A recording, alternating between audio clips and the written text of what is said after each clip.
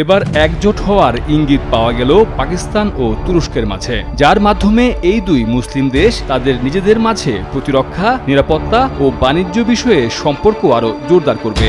জানা গেছে, দুদিনের রাষ্ট্রীয় সফরে পাকিস্তান যাচ্ছেন তুরস্কের প্রেসিডেন্ট রিসেপ তাইয়েপ এরদোগান। আগামী 12 ও 13 ফেব্রুয়ারি এই সফর হওয়ার কথা রয়েছে। সম্প্রতি এক প্রতিবেদনে এ খবর দিয়েছে সামা টিভি।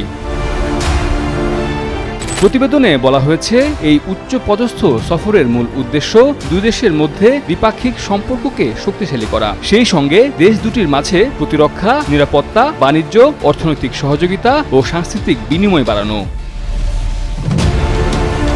এরদোগান তার সফরকালে 10 থেকে 12 জন মন্ত্রীর একটি প্রতিনিধি দলের সঙ্গে পাকিস্তান আসবেন। তার এই সফর পাকিস্তান তুরস্ক উচ্চ পর্যায়ের কৌশলগত সহযোগিতা পরিষদের 7ম বৈঠক হবে। এতে পাকিস্তানের প্রধানমন্ত্রী শাহবাজ শরীফের সঙ্গে বৈঠক করবেন এরদোগান।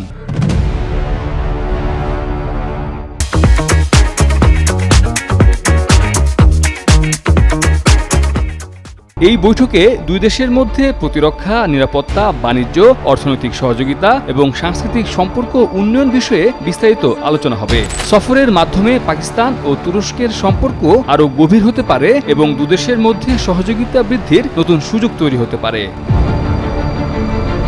আফগানিস্তানের সঙ্গে সাম্প্রতিক সময়ে উত্তেজনা বৃদ্ধির সময় এরদোগানের পাকিস্তান সফর গুরুত্বপূর্ণ মনে করা হচ্ছে। বিশেষ করে তুরস্কের আধুনিক প্রতিরক্ষা প্রযুক্তি এবং পাকিস্তানের নিরাপত্তা চ্যালেঞ্জ, বিশেষ করে আফগানিস্তানের সীমান্ত এবং সন্ত্রাসবাদ মোকাবেলায় দুই দেশের সম্পর্ককে নতুন দিক থেকে এগিয়ে নিয়ে যেতে পারে। মির্জা রকিবুল হাসান, নিউজ 24।